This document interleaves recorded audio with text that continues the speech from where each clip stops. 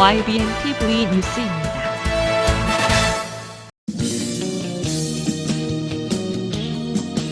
YBN TV 선경일보 가요 산책.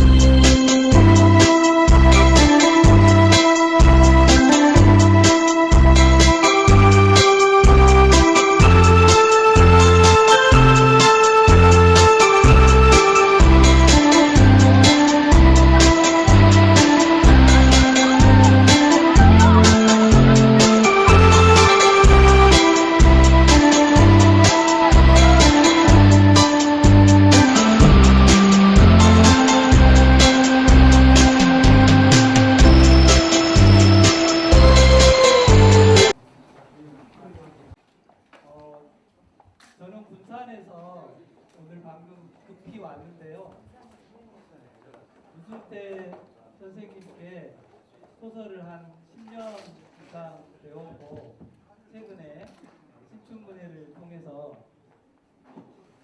등단을 했는데 교수님께서 오늘 이렇게 시집 토크쇼를 한다고 와서 사회를 좀 봐라 하면서 시집을 보내주셨더라고요. 근데 그 시집이 어제 도착해서 오늘 새벽에 일어나서 쭉 한번 읽었습니다. 톡 쏘는 날카로운 향기부터 해서 밑줄을 그을 만한 그런 내용들이 너무 많아서, 그리고 그 안에 홍어 하나만 가지고 교수님의 한 80 너머의 인생 전부를 이렇게 멋지게 표현해 주셔서 너무너무 감명 깊게 읽고 오늘 이 자리에 왔습니다. 오는 내내 저도 그런 생각을 했습니다. 홍어 하나로 이렇게 인생과 삶과 어떤 그 감성을 이렇게 다 심어낼 수 있을까, 이런 생각을 했는데 오늘 그러한 홍어의 세계로 이곳에 오신 분들 모두가 한번 흠뻑 빠져보는 그런 시간으로 되었으면 좋겠습니다. 그러면 먼저 이 귀한 자리를 빛내주실 인사말 순서인데요. 영산포 지역 발전협의회 회장을 맡고 계신 이기준 회장님으로부터 인사 말씀을 듣도록 하겠습니다. 박수로 모시겠습니다.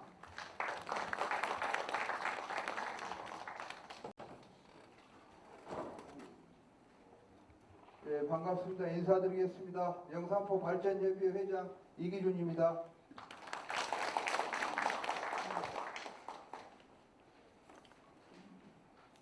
오늘 이런 뜻깊은 행사에 바쁘신 일정에도 참석해 주신 윤병태 저희 나주시장님과 또 이상만 시의회 의장님을 비롯한 여러 내외 기분들께 깊은 감사의 말씀 올립니다. 먼저 대하소설 타오르는 강의 저자이시고 이신 문순태 선생님의 시집 홍어 출판 기념회를 영산포에서 갖게 된 것을 매우 기쁘고 우리 지역의 큰 자랑거리로 생각합니다. 소설가 문순태 선생님은 반평생이라는 오랜 세월에 걸쳐 문학적 생명을 걸고 혼신의 힘으로 집필한 대작 타오르는 강은 한국 근대사의 경량을 겪은 이 땅의 민초들의 이야기를 담고 있습니다.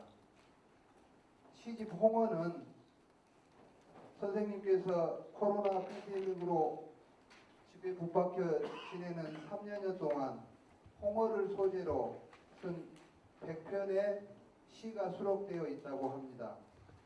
나주 영산포 지역을 배경으로 한 타오르는 강과 시집 봉어 출판을 통해 문순태 작가님은 저희 지역의 소중한 자산이 되셨고 또 앞으로도 저희 지역에서 무한한 사랑과 관심을 가져야겠다는 생각을 하게 됩니다. 특히 지자체와 지역민들이 함께 사랑하고 깊은 관심으로 아껴주셨으면 하는 바람입니다.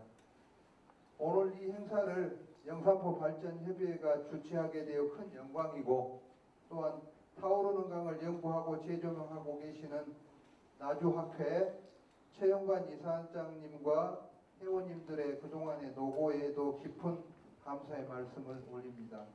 오늘 참석해 주신 모든 분들의 건강과 행복을 기원합니다. 감사합니다.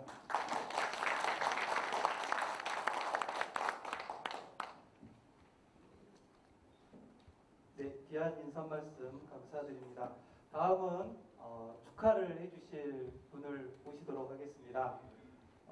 이 행사를 또 주관해주는 나주학회 이사장이신 우리 최영관 이사장님을 모시겠습니다. 최영관 이사장님은 전남대학교 교수를 역임하시고 나주학회 출범 2년 만에 내실 있는 다양한 활동으로 주목받고 있습니다. 작년 12월에는 문순태 영산강 고대 대하소설 타오르는 강 학술대회도 이렇게 개최를 하셨습니다. 최영관 이사장님을 모시겠습니다.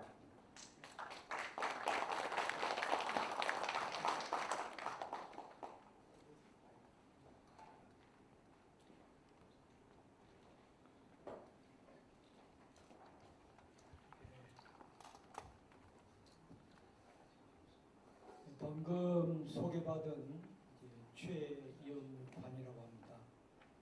저는 고향이 나주 봉항 유곡 박씨 출생입니다.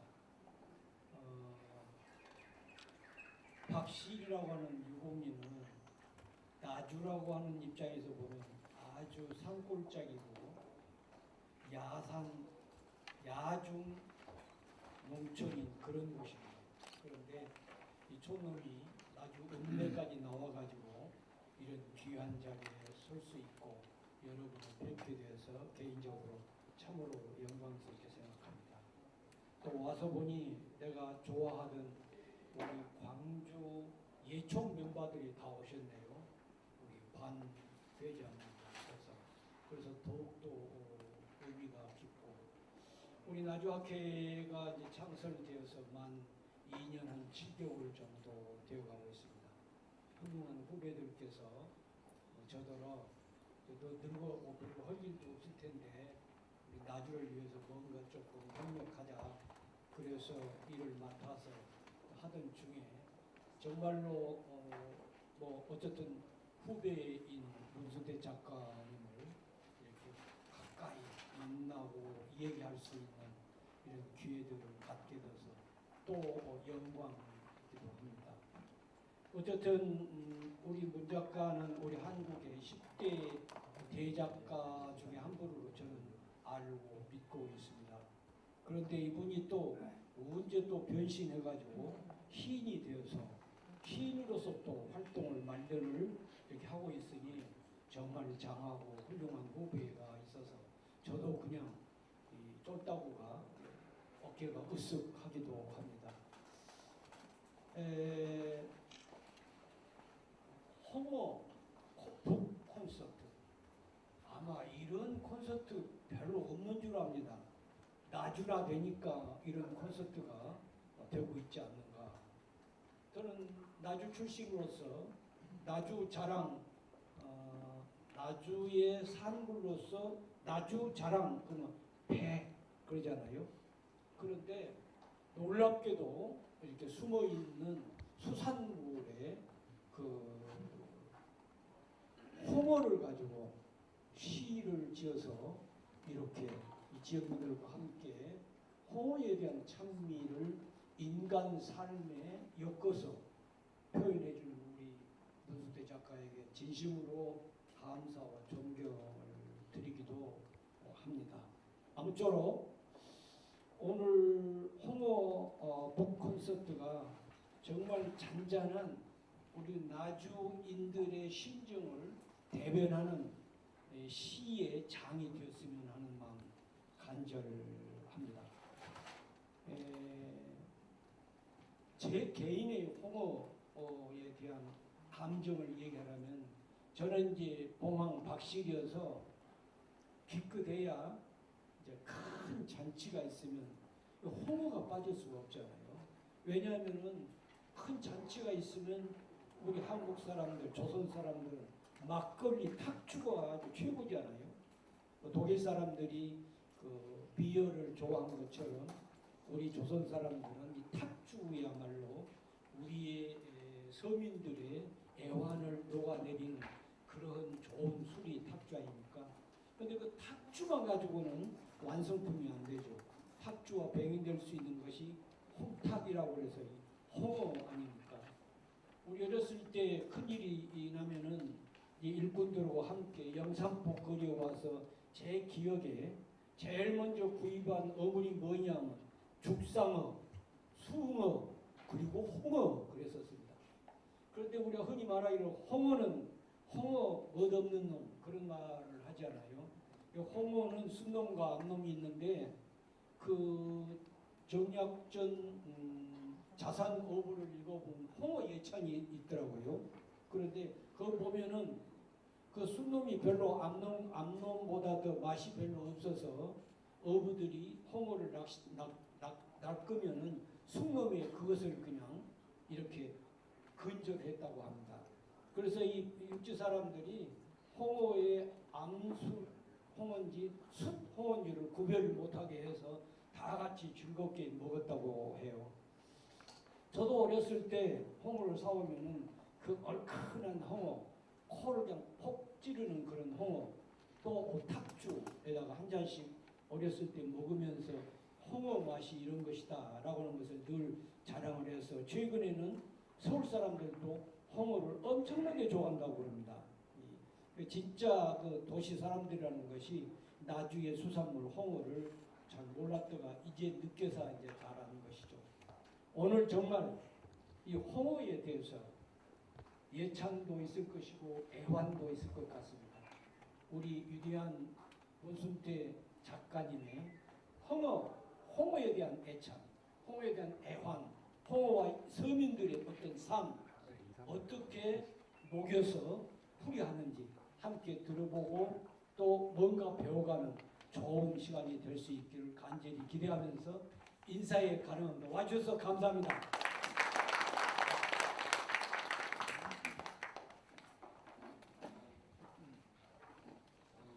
네, 귀한 축사 말씀 감사드립니다.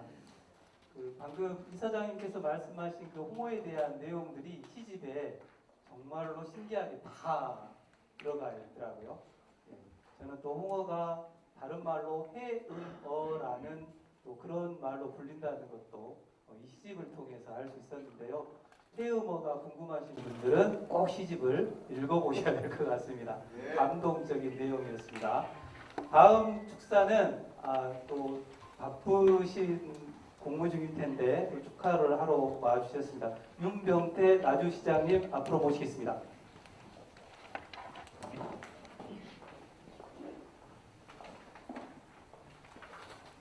네, 박수로 한번 맞이해 주십시오.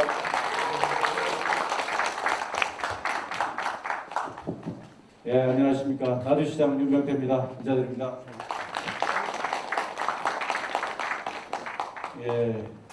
평소 존경하는 문순태 작가님의 북 콘서트를 우리 나주, 그것도 우리 영산포에서 이렇게 개최하게 된 것을 큰 영광으로 알고 또 이렇게 출간하시게 된 것을 감사드립니다. 우리 작가님은 다 아시다시피 우리 소설 문학의 금자탑을 쌓아주셨고 또 이번에 이제 시집까지 이렇게 해주셨는데 그 부분이 다 우리 영산강, 영산포를 이렇게 주제로 해주셨다는 것에 대해서 이게 보통 의미가 아니다 이렇게 생각이 됩니다. 근대사의 가장 어려운 그 상황에서 또 투쟁하고 또 이렇게 했던 부분들을 이렇게 소설로서 되살려 내 주셨고요. 또 이번에는 우리 또 나주가 자랑하고 영산포가 자랑하고 우리 국내에서 가장 큰 먹거리 중에 고급으로, 그러니까 이게 발효된 음식이 굉장히 고급 음식이라고 합니다. 이런 부분을 또 새로운 생명을 또 불어 넣으셔서 또 우리 영산포에 또 우리 나주에 새로운 또 브랜드로 이렇게 만들어 이렇게 주셨는 것에 대해서 참으로 감사드리고, 말씀 이렇게 들으니까 또 처가가 또 나주에서 이렇게 많이 사랑해 주신다고 하시는데 저희가 정말 잘 모셔야 되겠다는 생각이 듭니다. 또 성도 이렇게 문씨여서 남편 문씨 하나로 번호로 알고 있습니다. 인연이 대단히 깊다고 생각이 되고요. 앞으로 우리 선생님의 그런 문학사에서 큰 업적, 그리고 우리 나주를 발판으로 하고 또 나주가 지금 이렇게 번성하게 된 근본이 되는 영산강, 영산강을 따라서 새로운 먹거리로 이렇게 오래전부터 발전해온 이 홍어를 새롭게 조명을 해주시고 또 우리가 감성 여러 가지 애환을 다 담아주신 것에 대해서 감사드리고 잘 키워 나갈 수 있도록 열심히 하도록 하겠습니다. 오늘 정말 북콘서트 여기서 열어주신 것을 감사드리고 또 축하드리고 함께하신 모든 분들 감사합니다. 고맙습니다.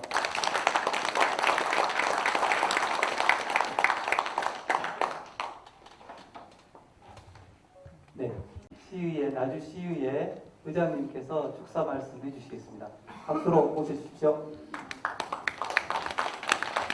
네, 반갑습니다. 인사드리겠습니다. 나주시의회 의장을 맡고 있는 이상만입니다. 반갑습니다. 먼저 우리 문순태 작가님한테 너무나 감사드리고 고맙다는 말씀 먼저 전해드리도록 하겠습니다. 어떻게 보면 나주를 이렇게 빛내 주셨지 않습니까? 너무나 감사드리고 고맙습니다.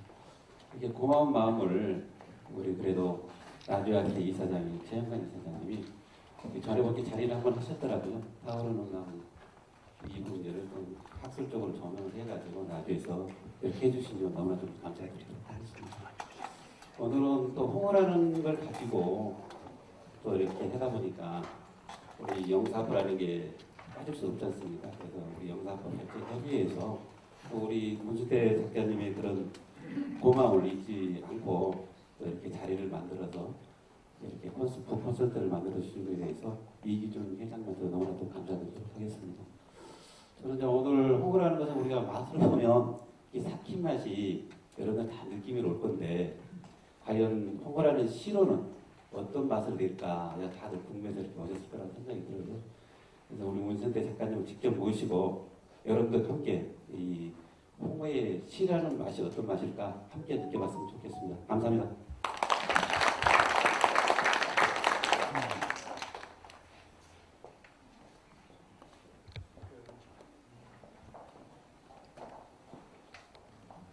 시집을 읽으면서 방금 말씀하신 그 홍어의 맛을 시인은 어떻게 표현했을까 제일 궁금했는데 잠깐 한번 홍어 삼합이라는 부분을 잠깐 소개해 드리도록 하겠습니다. 홍어 삼합, 가슴오비는 어울림의 한판이자 입안에 꽉 찬 이 야만적인 충만감, 머릿속에 일곱 빛깔 무지개 떠올랐다. 묵은 김치에 잘 삭은 홍어와 기름진 돼지고기 수육 폭에 얹으니 절묘한 조합으로 폭발하는구나. 시큼하고 기름지고 알싸한 맛에 코에서는 수천 마리 벌떼가 날고 입안에서 요주경 속 떼춤을 춘다. 다른 것들이라도 셋만 잘 어울리면 아름다운 세상 만들 수 있는 것처럼 화음이 잘 맞은 재즈 보컬 트리오 맛. 이렇게 홍어 삼합을 멋지게 표현해 주셨는데 그 시장 운영하시면서도 조화를 잘 해주셨으면 좋겠습니다. 예, 그러면 오늘 또 저는 좀 투박하게 시를 낭송했는데 멋지게 시를 낭송해 주실 분이 오셨습니다. 전숙 시인님이신데요. 나주학회 회원으로 광주에서 활동하시고 최근에는 시집 저녁 그때 뜻한 혀를 출간하신 우리 시인님이십니다. 전숙 시인님을 박수로 모시겠습니다.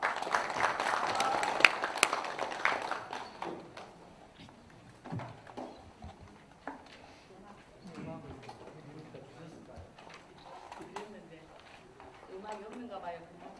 죄송합니다. 음악이 아마 준비가 안 됩니다.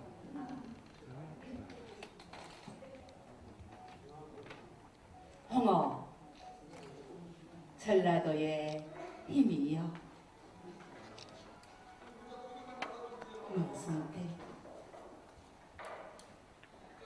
홍어 너는 아무나 먹을 수 있는 비린내 나는 물고기가 아니다. 짓밟힌 민초들의 울부짖음이고 애원성 판소리 가라기자 동학 농민군의 죽창이거나 임을 위한 행진곡이고 눈물 머금고 핏빛으로 피어난 5월의 무등산 천주꽃이다. 그러므로 우리는 너를 음식으로 먹는 것이 아니다. 불꽃 같은 맛의 기억을 오래오래 간직하고 싶어서다. 입에 넣고 씹기도 전에 폭발하듯 톡 쏘는 저항과 숨 막히는 체류탄 냄새.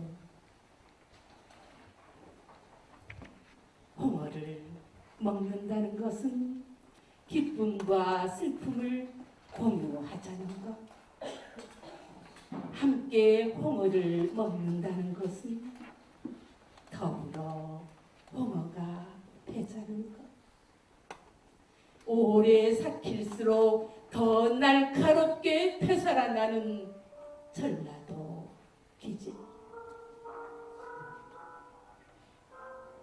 홍어를 먹는다는 것은 기쁨과 슬픔을 공유하자는 것.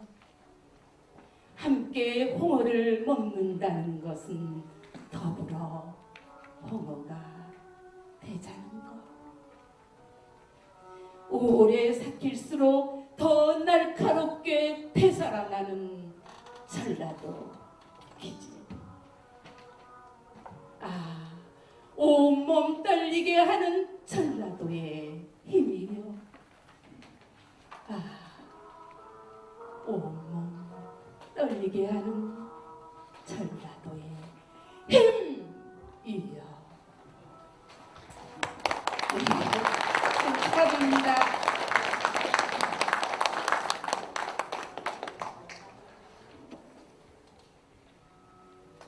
죄송합니다. 정말로 음악을 제대로 준비했어야 되는데 그래도 육성으로 이렇게 듣는 그런 낭송도 너무 멋진 것 같습니다. 네, 다음은 문순태 교수님께서 원래 그 2년 전에 문순태 문학전집 그 7권을 발행을 했었는데요. 그때 서울과 광주에서 출판 기념회를 열기로 계획을 했었는데 아시다시피 코로나가 전국을 강타하면서 그걸 열지를 못했습니다. 근데 그때 손주가 이렇게 교수님하고 구슬로 이렇게 하면서 준비했던 그 영상이 한 20분 정도 되는데요. 이것을 준비했습니다. 그 영상을 한번 보시기 전에 오늘 그 홍어 출판 기념을 축하하기 위해서 꽃다발을 준비하신 분들이 계시는데요. 꽃다발 증정을 좀 하도록 하겠습니다. 교수님 잠깐 앞으로 나와주시기 바랍니다. 꽃다발 증정은 지금 광주에서 타오르는 강을 읽고 있는 독서회가 있습니다. 그 독서회의 회장님께서 홍어 출판을 축하하기 위해서 꽃다발 증정을 해드리도록 하겠습니다. 꽃다발 전해주십시오. 네, 박수로 축하해 주시기 바랍니다.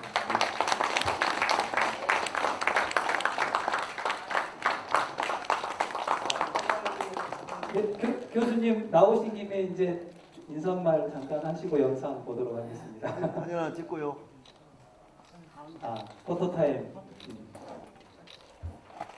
네. 그냥 영상으로 할까요? 네, 알겠습니다.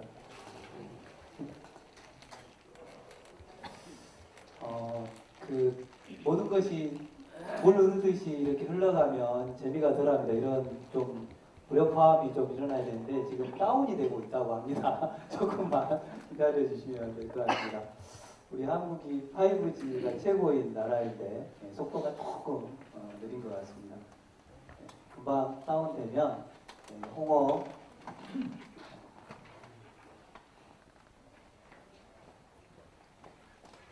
북콘서트를 축하하기 위해서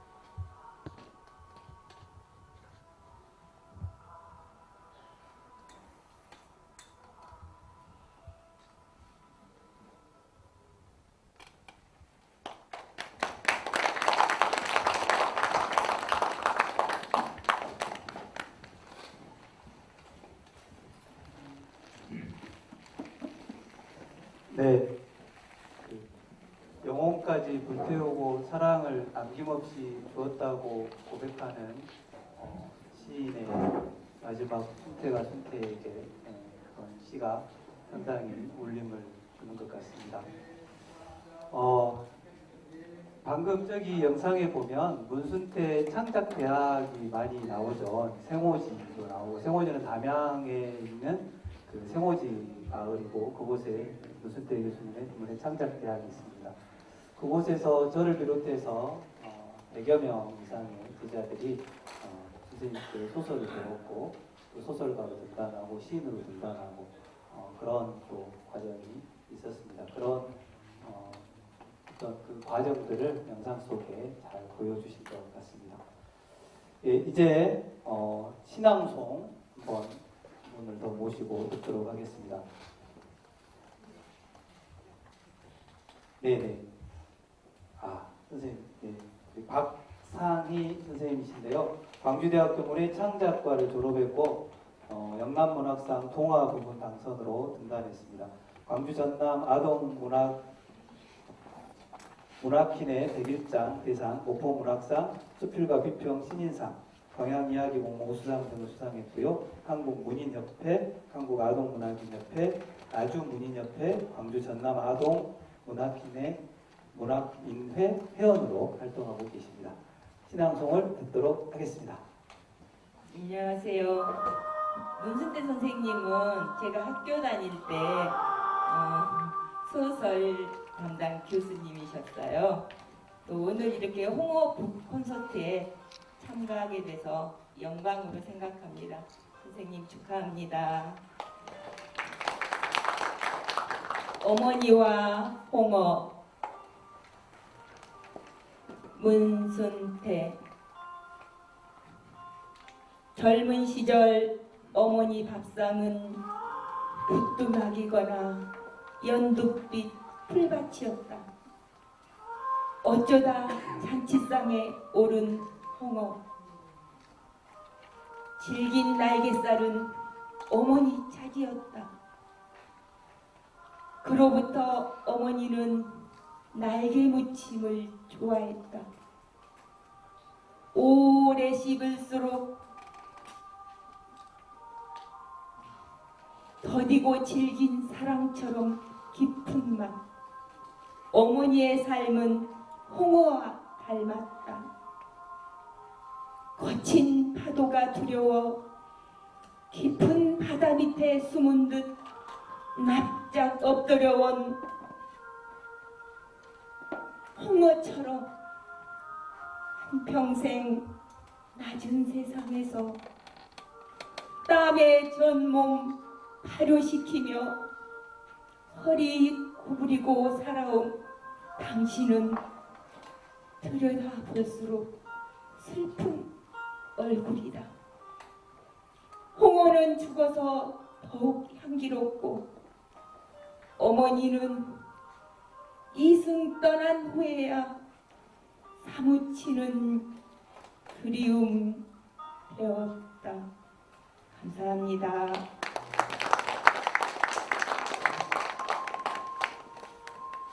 네, 이제 본격적으로 홍어와 시의 만남, 또 홍어와 삶의 만남 토크쇼를 진행하도록 할 텐데요. 토크쇼를 함께 해주실 분은 당연히 저자이신 시인이신 우리 문순태 시인님 앞으로 모시겠습니다. 네, 박수로 모셔주시고요. 다음은 김종 선생님이신데요. 나주 출신으로 시인이시면서 화가이십니다. 전 조선대 국문학과 교수를 역임하셨고 최근에 화필 에세이집 자궁에서 왕관까지를 펴내 주목받고 있습니다. 또 함께 토크쇼를 해주실 분은 강건희 회장님이신데요. 50여 년 동안 홍어 숙성에 대해 연구해온 홍어 박사님이십니다. 홍어 시집에도 문순태 교수께서 강건희 회장님에 대해 쓴 시가 나옵니다. 오래전부터 홍어의 다양한 식품과 건강식품을 개발해 오신 분이시기도 합니다. 자, 세 분의 구수한 입담 홍어와 씨의 만남, 홍어와 삶의 만남. 박수로 청해 듣겠습니다.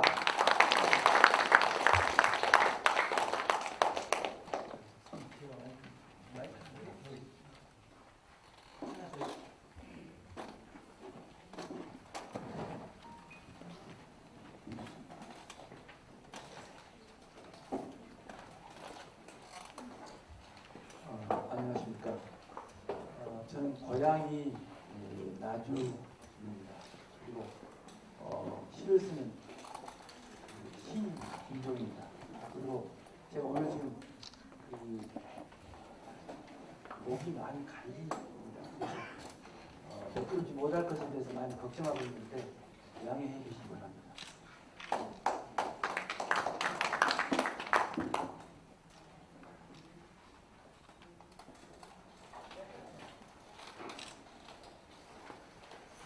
제가 먼저 말씀을 시작하겠습니다.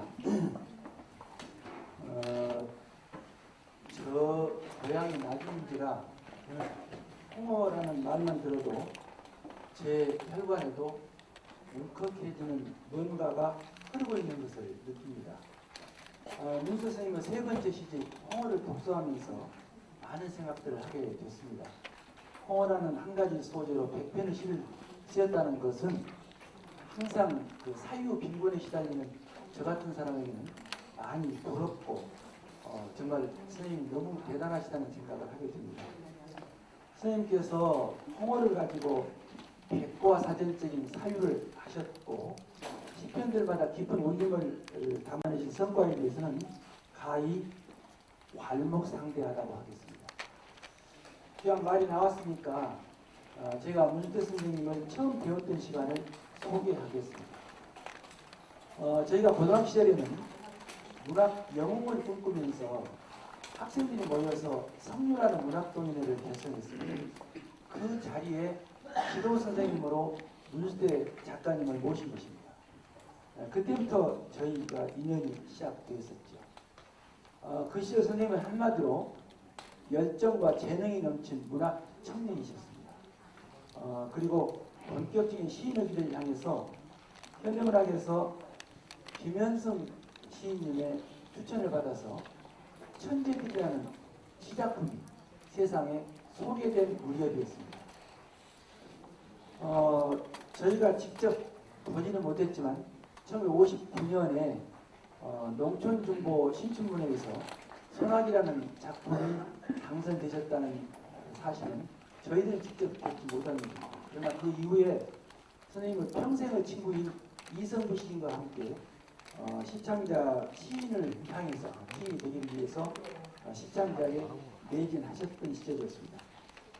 그러시던 선생님께서 직장을 신문사로 정하시더니 정말 이제는 문학의 길을 접으셨나 싶게 참으로 조용하게 지내셨습니다. 바로 그런데 그러던 어느 날이었습니다. 진짜 그러던 어느 날 정말 너무 갑작스러웠는데 그때가 1974년도인데 그러니까 천재들이라는 시를 현대문학에 소개하고 그리고 만 9년 만의 일입니다. 그때 한국문학 신인문학상에 백제미소라는 작품이 당선되면서 그 문학 세상에 정식으로 모습을 보이신 것입니다. 그리고는 문학의 길을 접으셨을까 싶을 정도로 조용하게 지내셨다는 말씀을 드렸는데 그때 모르긴 해도 당신께서 작가의 길을 향해서 아마 밟은 방식 날밤을 새워가면서 많은 작품들을 쓰셨던 것 같아요. 그 한국문학 신인상을 받으시고는 그 뒤에 그야말로 단편, 중편, 장편 할 것 없이 쏟아내듯이 많은 작품들, 문제작들을 세상에 내놓으신 겁니다. 저는 그때 그 중에서도 특히 그 화칠복이라고 하는 주인공을 내세워서 선생님 당신의 그 고향의식을 감동적으로 발언하셨던 진소리라는 작품의 감동과 여운이 지금껏 진소리처럼 제 마음속에 살아 있습니다. 그리고는 그 겸해서 사실은 선생님 그 연보에 보면 75년도에 우리가 한국문학의 신인상 당선이 되시고 그리고 그 이듬해인데 그때 전라도 땅이라고 하는 대형 능보를 연재하셨습니다. 그게 바로 후일 이제 타오르는 강을 작품 창작하시는 귀중한 자료가 되시는 것이죠. 오늘 그 홍어시 100편 이 말씀 드리기 전에 그동안에 선생님은 정말 타오르는 강에 많은 시간과 세월을 열정을 보태셨던 것 같아요. 예, 그래서 그 작품에 많이 매달리신 시간과 그리고 오늘 우리가 말씀 나누기 원린 홍어시 100편까지 3권의 시집을 세상에 내놓으시면서 오늘 이 시간까지 그야말로 숨가쁘게 달려오신 생애였다고 생각합니다. 오늘 이 자리는 저희를 얘기보다는 선생님 말씀을 중심으로 들을 참이고 선생님 외에도 홍어 전문가이신 제 옆에 계시는 우리 강건희 회장님 그리고 선생님 제자이면서 독자이면서 시스는 김종 이렇게 세 사람이서 할당된 시간만큼 얘기를 나누겠고 말씀이 끝나는 즈음에 2분 정도 질문을 받도록 그렇게 하겠습니다. 자 그러면 선생님 소개는 이쯤으로 줄이기로 하고 우선 강건희 대표님의 홍어에 대한 해박한 지식을 듣고 다음 장으로 넘어가겠습니다. 제가 아는 강건희 회장님은 우리 나주에서 홍어라는 물고기로 산업의 차원에서 접근해간 저는 최초의 개척자가 아니신가 생각을 합니다. 요컨대 홍어를 이용해서 여러 가지 생산물을 만들어내셨다는 얘기인데 우리 나주가 이런 분을 만날 수 있었다고 하는 것은 저는 분해의 행운이라고 생각을 합니다. 그리고 홍어를 통한 어느의 경제적 성과 또한 이 강건희 회장님을 통해서 견인할 수 있었다고 생각합니다. 홍어시 100편을 이해하기 위해서는 아무래도 홍어에 깔린 지식적인 이야기가 필요할 것 같고 그 얘기를 강건희 회장님께 들으면서 다음 주제로 넘어가도록 하겠습니다.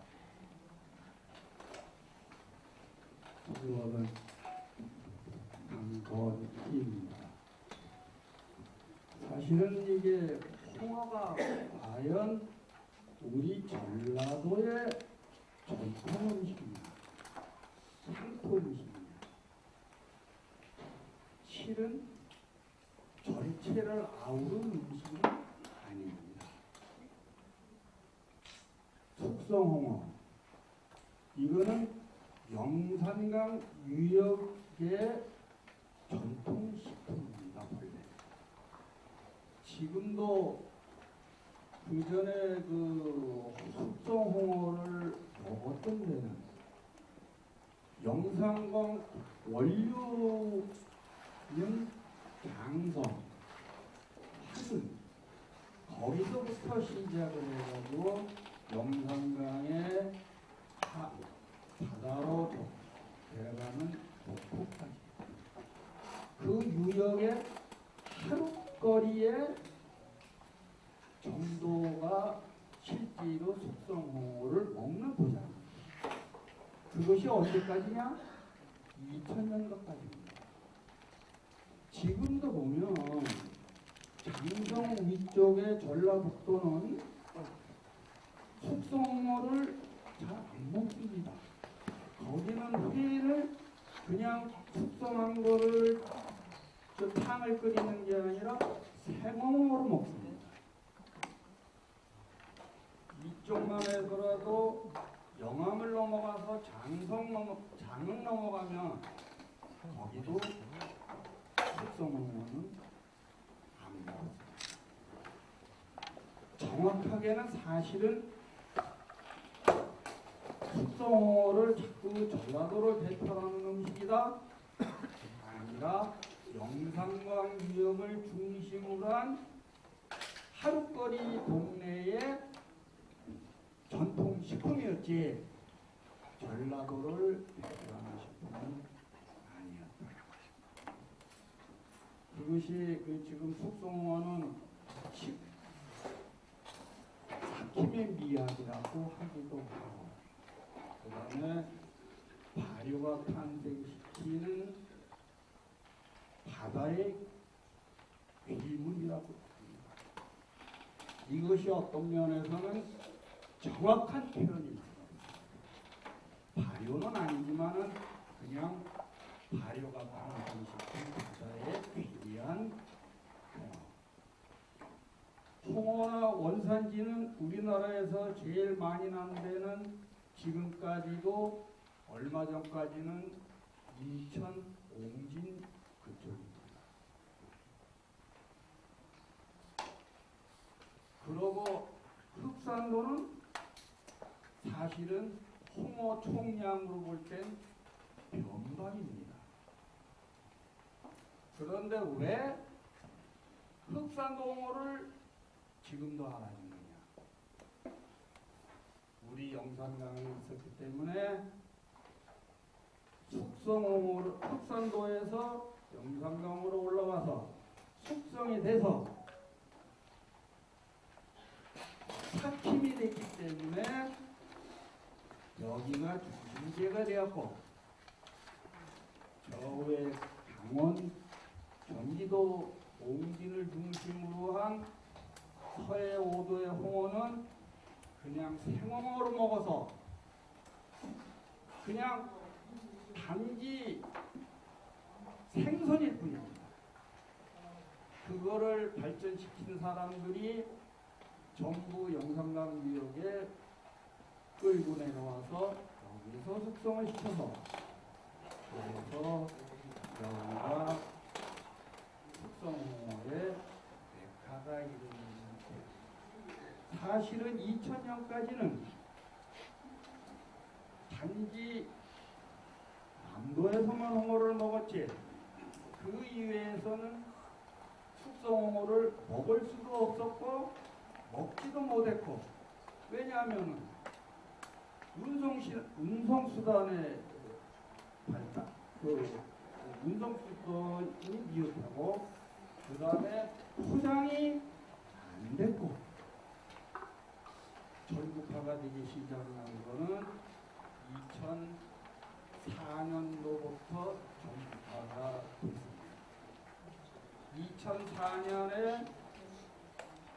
이마트 전국 매장에서 첫 번째로 홍어를 숙성홍어를 판매하기 시작합니다.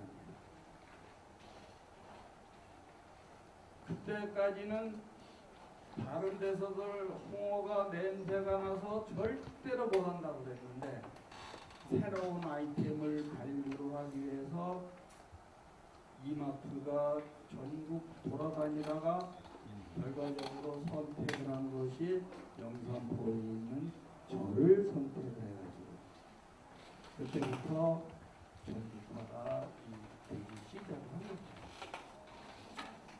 그리고 목포는 사실은 그전에는 운영부시를 했습니다. 왜냐하면 1814년에서 16년에 그 자산어보에 거기에도 어디가 뭐가 나오느냐? 나주 사람들은 나주 근교의 사람들은 삭혀서 먹는다 이렇게 딱 나옵니다. 거기에 딱 정확하게 표시가 되어 있습니다. 그때는 목포는 갯벌이 있는 대역 때문에 목포는 아예 나오지도 않습니다. 우리 그 전에 고려 말에서 그 20조선 초반까지 한일합적 1910년 전까지 그 동해, 서해, 남해 세 군데에서 사당이 있었습니다. 동해, 양양에 있었고 황해도에 해주에 있었고 남해 사당이 어디였느냐? 지금 영암에 있습니다. 그때는 사실은 영암까지 전부 바다였습니다. 그때가 남해만. 근데 왜 그러면은 남해만이 거기에 사당이 있느냐? 영산포라는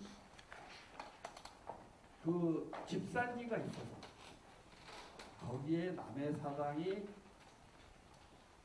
존재를 했습니다. 지금도 영암의 마음문화공원에 가시면 남해사당이 있습니다. 얼마 전까지도 매년 연 2회에 걸쳐서 공연을 했습니다. 그래서 홍어는 제가 말씀드리는 거는 절대로 전라도의 숙성홍어를 얘기할 때 전체를 아울러서 얘기를 해서는 안 된다. 전라북도에 계신 분들은 숙성홍어 얘기하면 되게 섭섭하게 생각을 하십니다. 되게 섭섭하게 생각하시고, 제가 그 이마트 행사할 때 전라도 가서 전라북도 이마트 가서 숙성홍어 썰으면은 그 주인분들이 다 대모를 하셔가지고 그것도 한 5, 6년 전까지 그랬습니다. 그래서 대략적인 제가 저한테 맡겨진 시간이 한 5분 정도라서 이거 말씀드리고, 앞으로 뭐 질문하실 거 있으면 질문해 주시고요. 예, 저 강건희 회장님께서 홍어 특성이라든지 홍어 분포 일반에 대해서 말씀을 해주셨습니다. 사실은 시간이 제한되어서 극히 들으실 만한 얘기를 다 못 들으신 것 같은데, 그래도 이것으로 좀 만족하시고 다음 장으로 넘어가겠습니다. 이제 문수 선생님을 모시는 차례가 있습니다. 선생님께서는 홍어는 전라도 정체성이 깃든, 정성이 가득 깃든 음식이며, 홍어는 전라도 기질이며 전라도 힘이라고까지 말씀하셨습니다. 홍어에 대한 선생님의 사유가 전라도의 힘에까지 닿게 된 과정을 좀 여쭤 듣기로 하겠습니다. 네, 저는 이제 이 삭힘의 미학, 그러니까 삭힌 홍어에 대해서 필이 꽂혔어요, 처음부터. 그래서 제 시는 전부 삭힌 홍어에 대한 이야기입니다. 저는 어렸을 때, 그러니까 저는 담양에서 아주 깊은 꼴딱인데 광주에서 60리 떨어졌으니까 이 홍어 집산지인 영산포에서 저희 집까지는 100리가 훨씬 넘죠. 근데 그 생홍어가 들어올 수 없습니다, 거기까지는. 그러니까 어쩔 수 없이 삭힌 홍어를 먹을 수밖에 없었어요. 그럼 그때 저는 어렸을 때부터 초상이 나거나 결혼식 때는 반드시 홍어를 먹었어요. 마을 사람들 전부. 그래서 저한테는 삭힌 홍어만이 홍어로 각인이 되어 왔습니다. 그래서 저는 제 정서 속에는 이 홍어는 전라도 사람들이 정서에 깊이 뿌리박은 그런 어떤 국민적 소울푸드가 아닌가 하는 생각을 가지고 지금까지 홍어를 먹어왔습니다. 그리고 홍어에 대한 사유를 해왔습니다. 그리고 또 이제 저는 그래서 우리 정서 속에 깊이 깃들어 있는 그 홍어야말로 우리들의 어떤 정체성의 어떤 끈앞을 뿌리가 아닌가 그런 생각을 해보거든요. 그리고 더구나 저는 이제 이 홍어는 날개가 있으면서 날지를 못하고 또 부래가 없기 때문에 떠 있지를 못하고 깊숙이 가라앉아 있는 심해어거든요. 그래서 그걸 저는 그 생각을 우리 삶과 우리 인생과 비유를 해봤어요. 민초들, 그러니까 억눌림을 당하고 빼앗김 당하고 소외당한 이 민초들도 날개를 펴지 못하고 부래가 없는 홍어처럼 가장 낮은 땅에서 살아왔지 않으니까. 그래서 그런 정서적으로 또 연결돼서 이게 바로 우리 전라도의 정체성과 연결되는 거 아닌가 그런 생각을 해보고, 또 하나는 5.18 직후에 이 전라도를 비하하는 어떤 정치적 도구로서의 홍어가 이용되고 있다고 하는 것을 알고 대단히 슬펐습니다. 그래서 이걸 어떻게 하지? 이걸 어떻게 극복하지? 그런 생각을 많이 하게 됐어요. 제가 며칠 전에, 최근에도 깜짝 놀랐는데, 한 3, 4일 전에 경향신문에 이 홍어 제 시집 이야기가 크게 보도가 됐더라고요. 그래서 저 이제 댓글을 이렇게 관심 있어서 보니까 그날 하루에 150 몇 건이 댓글이 돌아왔는데 전부 다 첫 거에 뭐냐면은 당신도 뭔가요? 대응을 당신도 뭔가요? 뭐 문재인 대통령을 빗대서 비난하는 거예요. 거기로부터 계속 60% 이상이 전라도를 비하하는 그런 댓글들이 올라오는 걸 보고 제가 깜짝 놀랐어요. 아, 이렇게까지 홍어가 전라도를 비하하는 어떤 정치적 도구로서 악용되고 있다고 하는 건 이건 정말 놀라운 일이다. 굉장히 비감이 들었습니다. 아직. 그래서 저는 이걸 극복해야 된다. 극복하기 위해서는 힘이 필요하다. 극복의 힘. 제가 소설에서 한을 소설 미학으로 다뤘거든요. 한이요, 빼앗기고 짓밟히고 억눌림 당할 때 원한 감정으로서 한이 만들어지는 거거든요. 그러나 옛날에는 그 한을 반드시 복수를 해야 됐어요. 아버지 죽인 사람을 끝까지 쫓아가서 아버지를 죽여야만이 조자가 됐어요. 그게 복수지로 발전하거든요. 그러나 현대 소설에서는 복수로 가지 않고 두고 보자. 상대 나를 짓밟았던 사람을 향해서 두고 보자. 이 악물고 두고 보자. 자기 힘을 기르는 계기가 되는 거예요. 그래서 현대 소설에서 한은 그런 그 복수 의지로 가는 게 아니고 생명력 그리고 희망, 의지력, 힘 이쪽으로 발전하는 거거든요. 그래서 제가 우리 정체성 문제도 이 호남을 비하하는 그런 정치적 도구로서의 홍어도 저는 이런 한을 우리가 극복하는 어떤 의지력과 마찬가지로 이 힘을 통해서 우리가 이걸 극복해야 된다. 그리고 오히려 이 사킴의 미학을 깊숙이 들여다보면요, 그게 엄청난 어떤 생명력이 들어있는 거거든요. 그래서 그런 생각으로 저는 받아들이고 있습니다. 그 선생님께서 그 현실에서 비하된 홍어의 의미를 슬픔 가운데서 다시금 정체성으로 일으켜 세우신 작가 정신이 참으로 이채롭습니다.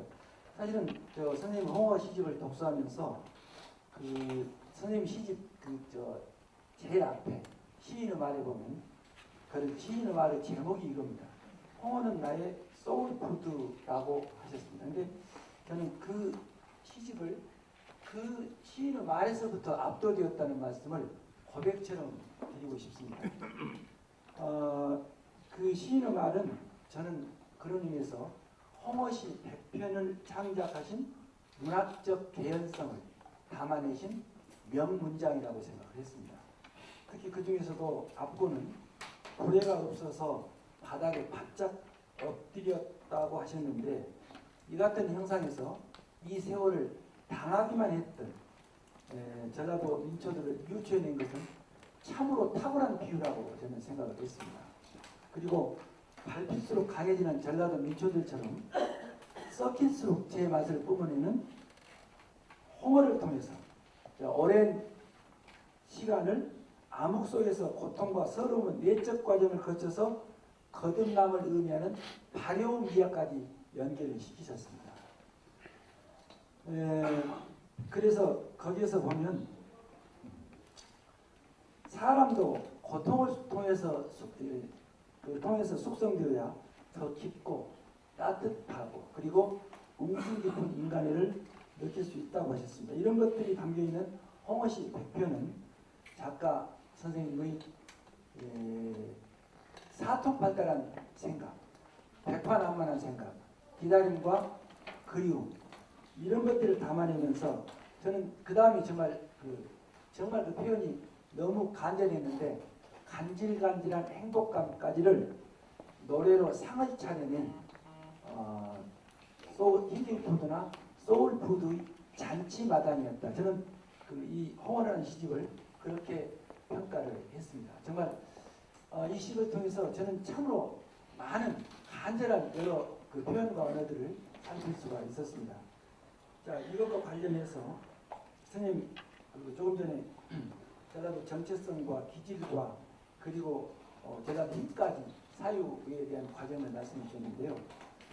저는 선생님은 홍어시 100편을 독서하면서 홍어에 대한 99골짜기가 아닌 100개의 골짜기, 100개의 구비 이것들을 섭렵하였고 저도 홍어를 좋아하지만 선생님 홍어시를 읽으면서 이럴 수가 있을까 싶을 정도로 선생님 홍어사랑은 그야말로 무한대로 풀리고 있었습니다. 그 말씀은 우리들이 사랑하는 홍어사랑과 선생님이 말씀하신 홍어사랑과는 그 이유가 다른 것 같아요. 그래서 저는 홍어사랑에 대한 선생님의 그 시집이 홍어 애찬은 결정판이라고 저는 생각했습니다. 홍어 애찬은 결정판. 그리고 홍어 입문서 또는 입문 백과라는 표현이 마땅할 만큼 선생님의 그 홍어에 대한 사랑은 끝이 없었습니다. 그리고 이 같은 홍어 사랑이 언제 시작되었고 그 사랑이 끊임없이 이어져 오게 된 연유를 좀 듣고 싶어서 다시 말씀을 요청합니다. 저 이제 어려서는 홍어 먹기도 힘들었는데 가끔 잔치날 먹었죠. 근데 제가 영산포로 장가를 왔어요. 그게 아마 저한테는 큰 계기가 됐을 겁니다. 영산포 장모님도 홍어를 좋아하셨고 저희 집사람도 그 장모님한테 배워서 홍어 요리를 꽤 잘했어요. 여러 가지 저는 홍어 묵을 처음 막 먹어봤어요. 홍어 묵이 있는지도 몰랐어요. 근데 어느 날 제 집사람이 홍어 묵을 만들어 주더라고요. 깜짝 놀랐습니다. 홍어 무침은 보통 많이 먹거든요. 근데 묵을 먹는다고 하는 건 놀랄만한 일이에요. 여러 가지 이제 음식을 특히 이제 저희 집사람은 제가 우울할 때나 제가 몸이 좀 불편할 때나 제가 기력이 없어 보일 때 또 저녁에 기침을 많이 할 때 기침을 많이 한다 아침에는 반드시 홍어탕을 또 끓여주더라고요. 그러면 또 기침이 상당히 도움이 되더라고요, 홍어가. 그래서 저희 집사람 때문에 홍어를 즐겨 먹기 시작했고 심지어는 제가 서울에 이제 아들 집에 가면 홍어가 간절하게 먹고 싶거든요.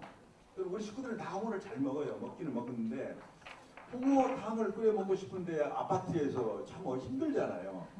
그래서 애들한테 사정을 해요. 며느리한테 이제 딸애들한테 홍어탕 끓여주라 사정을 합니다. 그러면 이제 문 다 걸어 잠그고 초인종도 올까봐 두근두근한 마음으로 홍어탕을 끓여요. 물론 2층에도 올라가겠죠. 그러나 저는 그걸 애들을 나무랬어요. 왜 어쩌냐. 이 홍어 냄새 맡으라고 그래라. 당신들은 그런 섞인 음식 안 먹냐? 내가 좋아하는 음식을 우리가 먹는데 왜 그걸 가지고 문제를 삼느냐? 그럼 문 열고 끓여라. 오히려 저는 그러거든요. 근데 이제 며느리나 딸들은 할 수 없이 물을 꼭꼭 걸어 잠그고 탕을 끓여주더라고요. 그래서 홍어를 그렇게 제가 이제 좋아하게 됐죠. 특히 이제 그러면서 이제 제가 이제 홍어 시를 쓰게 된 건 물론 홍어를 좋아하고 영산포도 자주 와서 홍어도 먹고 그렇습니다만 아까 이제 우리 강다리 회장님께서 군산도 가서 먹으면 생홍어 맞아요. 인천은 엄청나게 홍어 많이 먹습니다. 인천 사람들. 근데 거기도 생홍어예요. 근데 최근에는 놀라지 마세요. 이 삭힌 홍어가 전국적으로 온 국민 많은 사람들이 좋아해요. 지금은 할 거부감이 없어요. 그래서 홍어 먹는다는 걸 자랑으로 이야기를 해요. 저한테. 제가 전라도 출신이니까 너 홍어 좋아합니다. 홍어 언제 같이 먹읍시다. 그래서 그런 이야기를 들을 때마다 기분이 저는 좋거든요. 그래서 이제 홍어가 전 국민이 사랑하는 국민적 소푸드가 되어가고 있구나라고 하는 그런 생각을 합니다. 그래서 이제 팬데믹 이 3년 기간 동안에 밖에를 못 나가고 더구나 이제 노인들은 코로나 조심하라고 늘 애들이 당부했었고 밖에도 못 나가고 집에 있으면서 홍어를 거의 택배로 시켜서 먹었어요. 지금 같으면 이제 다 아신 분들한테 택배 주문을 할 텐데 그때는 몰랐고 그냥 무조건 애기들한테 택배 주문해라 그러면 주문이 오더라고요. 그러면 아주 맛있어요. 그래서 이제 먹을 때마다 그 느낌, 기분, 맛 다 다르거든요. 그때마다 메모를 다 했어요. 그래서 쓴 게 한 125편을 썼더라고요. 3년 동안에. 그래서 시집을 이제 100편을 골라서 이번에 시집을 냈는데 이제 시집을 내고 나서는 시집을 내는 과정에서 제가 강건희 회장님도 알게 됐고 다른 분들 홍어도 파신 분들을 여러 번 알게 됐어요. 그래서 앞으로는 정말 제가 정말 지금까지는 이제 허투루 홍어를 좋아했다면 앞으로는 이제 홍어 시집도 냈으니까 진정성 있게 홍어 마니아가 될 것입니다.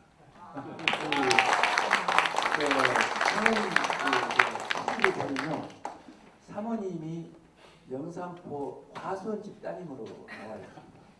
근데 저는 이제 선생님께서 영산포로 장가를 오셨기 때문에 홍어를 좋아하신 건지 아니면 홍어를 좋아해서 영산포로 장가를 오셨는지 사실은 그 대목에 대한 궁금증이 있었는데 선생님 작품에 보면 또 홍어사랑 가족이라는 작품이 있어요. 홍어사랑 가족. 거기 보면 선생님 외분 2분, 그다음에 아드님 부부 2분, 그리고 두 따님 부부 4사람, 그러면 8사람 아닙니까? 그리고 5 손주, 그래가지고 13사람이 한 사람은 이탈자도 없이, 그게 선생님께서 홍어사람 대가족이라는 말 쓰셨어요. 근데 그 한 사람은 이탈자도 없이 홍어사람을 단체적으로 실천하고 계시구나, 그 생각을 했었는데요. 사실 전라사람 치고 홍어 싫어하는 사람이 없다고 저는 생각을 합니다. 그리고 하여튼 홍어를 제대로 먹을 줄 아는 그 시간부터 전라도 사람이 되는 것이다. 그리고 있는데 선생님이 그 시집에 보면 저 함께 모두 가지고 계시니까 50페이지